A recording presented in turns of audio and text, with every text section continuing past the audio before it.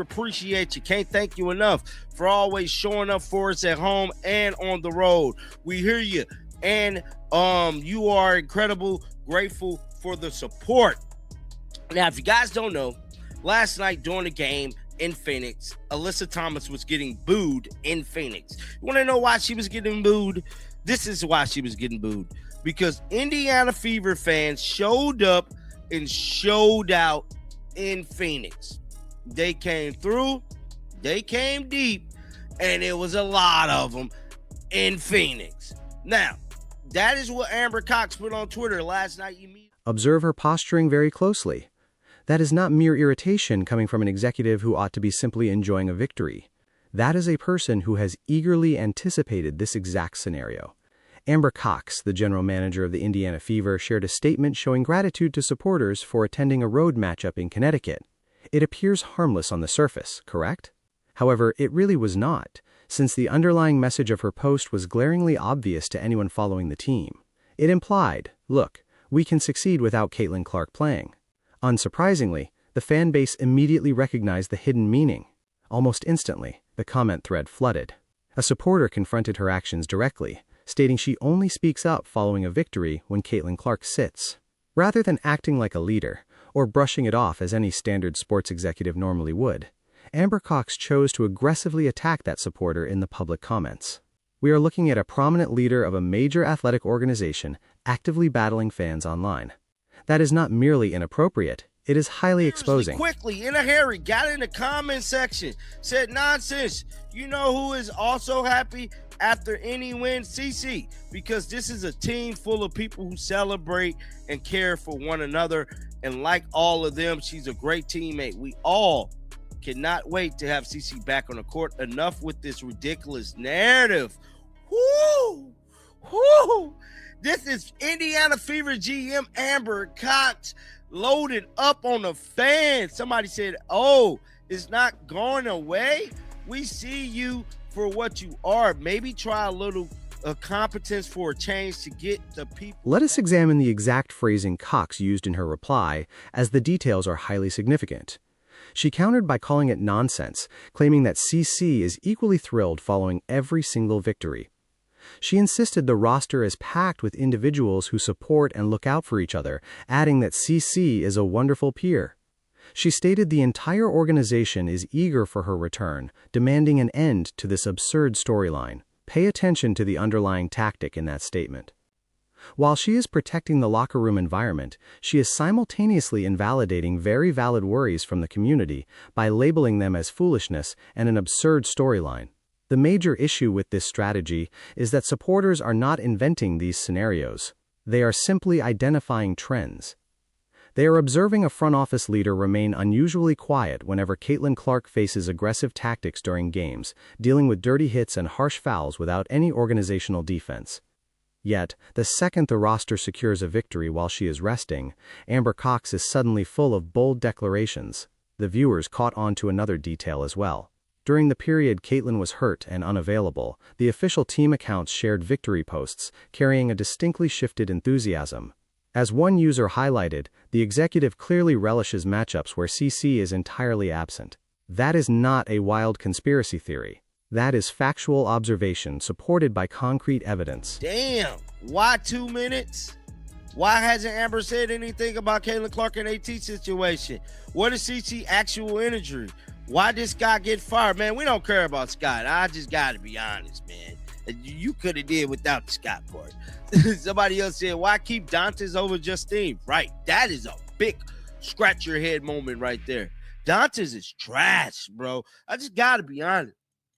Now, Justine Scott is finna go out there to Las Vegas and ball. Mark my words. I bet you any amount of money. Justine Scott is about to go to Las Vegas Aces and ball. Now, somebody else said, why not fire the coach? 3 All-Stars and 7th in standings. 10th out of 15 in defense rating. So yesterday I made a question, and I said, man, I wonder what is the Fever ranked among all WNBA teams when it comes to the defense. And you see here, they're ranked. The critical comments continued pouring in, progressively becoming much sharper. A frustrated follower suggested she ought to attempt displaying genuine capability to win back the goodwill of the community. A different user posed the exact inquiries the entire internet has been wondering. Why has Amber remained completely mute regarding the physical altercation between Caitlin Clark and Alyssa Thomas? What is the truthful condition of CeCe's current health? For what reason was Jess Scott dismissed? We should briefly focus on that final point, as it holds major significance.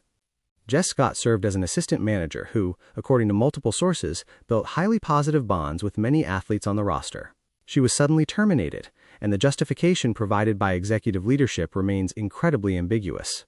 At the exact same time, they retained Dante Jones, despite his defensive strategies, leaving the Fever sitting at 15th place out of 15 total WNBA franchises in defensive performance metrics. Let that sink in for a moment. They are absolutely at the bottom of the league in stopping opponents. Yet the general manager prefers engaging in social media battles with the audience rather than explaining how a roster featuring 3 premium all-stars is struggling down in 7th place. The priorities within this organization are entirely inverted. This is a club that lucked into a once-in-a-lifetime athlete in Caitlin Clark, a figure who single-handedly revolutionized their ticket sales and television ratings overnight. The team transitioned from performing in nearly empty buildings to completely packing stadiums during away trips. Rival organizations are experiencing their absolute peak ticket sales of the year whenever Indiana arrives in their city. That is undeniably the Caitlin Clark phenomenon. However, rather than establishing a capable support system around this superstar, rather than bringing in personnel capable of running proper defensive coverages, rather than shielding their primary asset, the executives are busy cheering victories when she is sidelined while bickering with their own supporters across the internet. We won the game, and these two showed out. A combined 45 points from AB and Kels.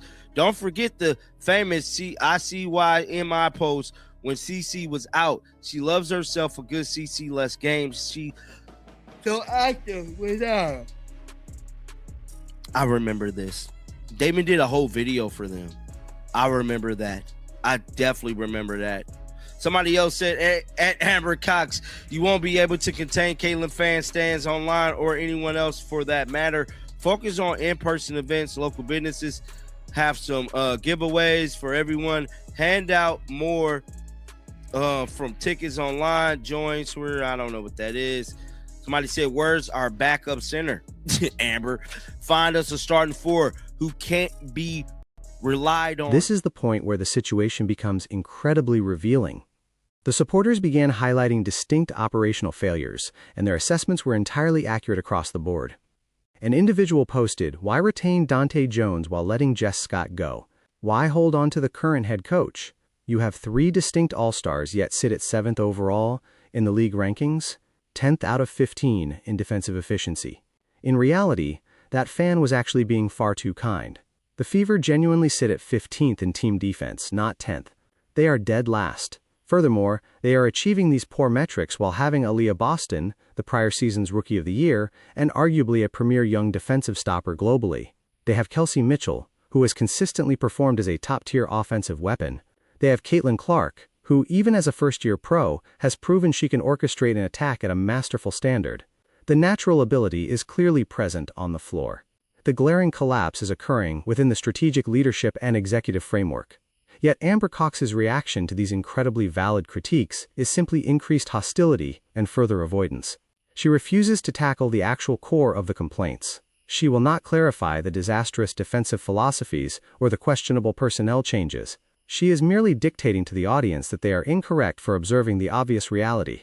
That is certainly not genuine management. That is pure evasion. Consider the scenario purely through a commercial lens for a moment. The Indiana Fever's live attendance figures have surged beyond a 300% increase from the previous campaign. Their retail apparel profits have exploded exponentially. They are securing prime national broadcast slots for matchups that previously would have been relegated to obscure digital feeds just 12 months prior. Every single bit of that financial boom is directly connected to Caitlin Clark. She is not merely an athlete on this roster. She is the entire economic engine of the franchise, and the executive is publicly fostering hostility with the exact consumer base that arrived exclusively to support her. It's not a narrative. Your coach and your front office makes it very obvious you all hate her and trash her at every opportunity. Why no one come to defend her in the media in the last 3 weeks? I'm telling you, man, I did a video before this one. and I kind of like let y'all know my thoughts on that. And the fact of the matter is that, yeah, man, they don't care. Oh, shout out to my partner, John Root, man. John, man, look, John, if you see this video, I'm gonna have to DM you, bro. We gotta hit a game together, John. I know you outside, John and John on report, bro. We gonna call it the John and John show. We gonna pull up. Yeah, but definitely, if you guys have not checked out John Root, he work at Outkick. He's my online buddy. He showed up to this Fitness Mercury game, right? And he stated a Fitness Mercury fan with a Alyssa Thomas jersey said, "White men don't speak." When I went to ask her about the Alyssa Thomas case. Let us pivot to examine the exact words Amber Cox omitted, because frequently what goes unsaid exposes much more than what is spoken. During the moment Alyssa Thomas of the Connecticut Sun initiated rough contact against Caitlin Clark in their recent series, the fan base expected the team leadership to actively defend their athlete. That is fundamental sports management. Whenever a highly touted rookie is repeatedly singled out for abuse, it is expected that the management team will create a public uproar to signal that such actions are unacceptable. Yet, the absolute quiet from Amber Cox was overwhelming. Contrast that behavior with how competing franchises address identical challenges. When Sabrina Ionescu faced overly aggressive defenders during her initial seasons, the New York Liberty executives explicitly stated they were tracking the incidents and would absolutely file formal grievances with the central office if necessary. When Aja Wilson encountered comparable physical targeting, the Las Vegas Aces leadership openly threw their weight behind their superstar. That is exactly how legitimate sports clubs operate.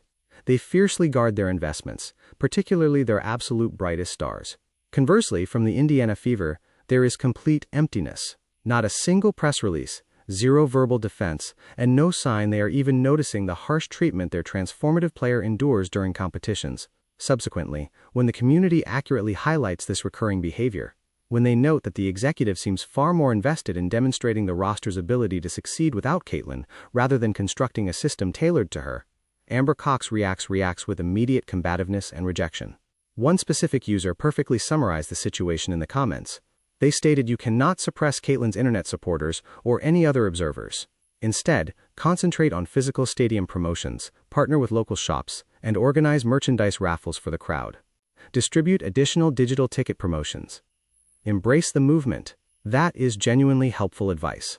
That represents a loyal consumer attempting to assist the business in maximizing this historic spike in popularity. Sadly, it was completely dismissed alongside all the other critiques, categorized as just another piece of the supposedly absurd storyline that she believes must end.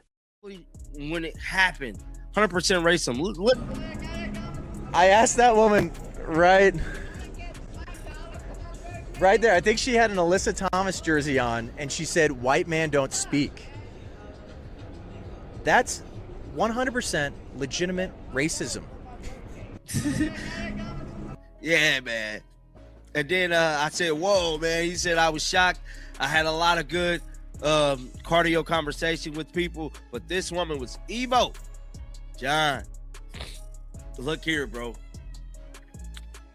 I done seen a lot of weird people in my time and going to a lot of games all over this country. And that's why I'm thinking I'm making it my business the next game I go to be a road game, so I can see the opposing fans and how they really feel about Caitlin Clark. Just like kind of similar to what John did, just document everything. Another significant issue has been simmering quietly in the background, and it directly links to why the audience is remarkably angry with Amber Cox in particular.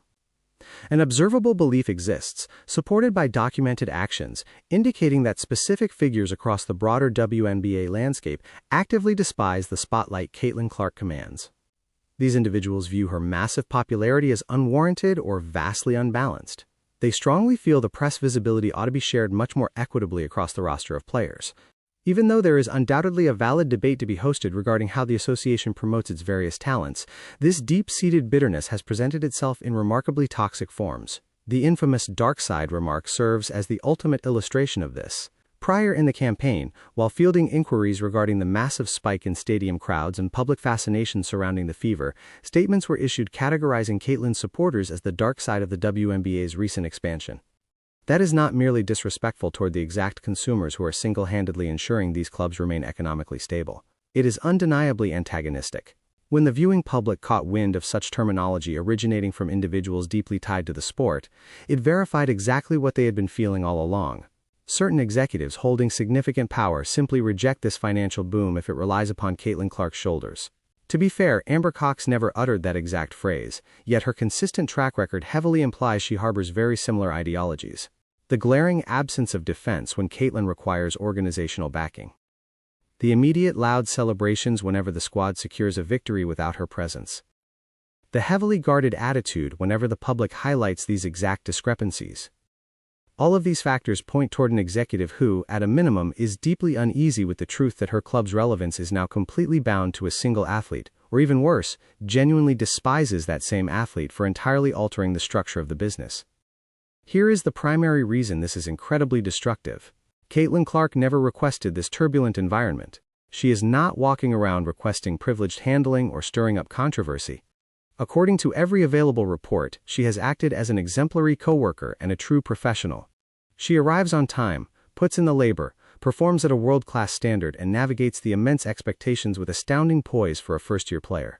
The chaos is strictly originating from the leadership structure surrounding her, rather than from her own actions. It's interesting for the culture of women's basketball and the Caitlin Clark fan culture to see what exactly is it like being an opposing fan at an arena, going as a Caitlin Clark fan, to see the interaction, to how people are perceiving Caitlin Clark fans. Because I'm telling you right now, I don't think it's going to be very welcoming.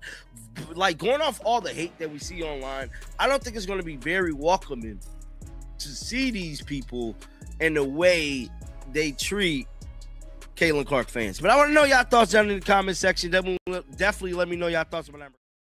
We should introduce a completely different perspective into this discussion, as the overall problem reaches much further than the mere incompetence of the Fever's executives.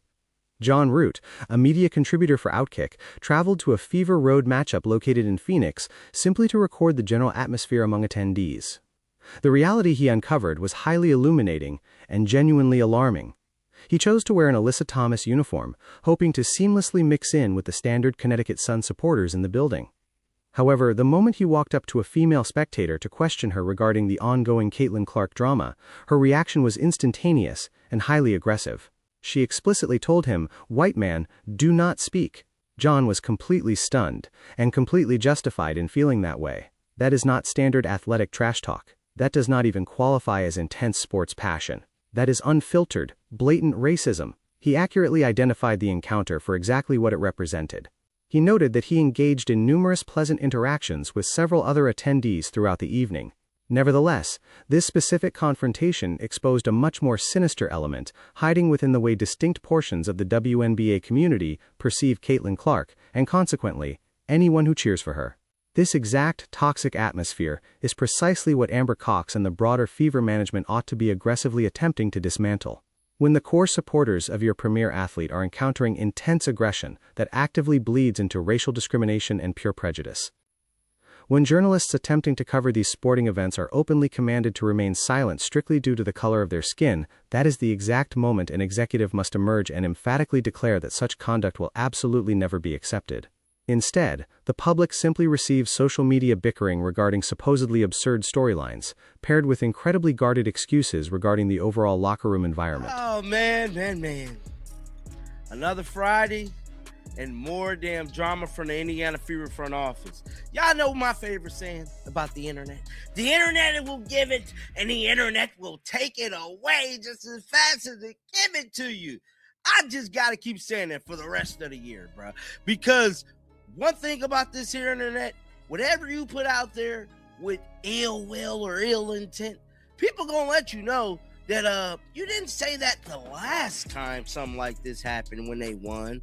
Oh yes, we got Indiana Fever general manager Amber Cox, and like, I always try to give Amber Cox a little grace because she's from my home state, but to me, she been looking spooky ever since last year, bro. I ain't gonna hold you. She definitely has. And her getting into an exchange with fans online shows you the level of interest she has in making sure Caitlin Clark stay upright. Upright for it's them respecting Caitlin Clark, for it's them doing everything they need to do to make sure Caitlin Clark is not only playing at a high level, being represented by an organization on a high level. And I'm telling you right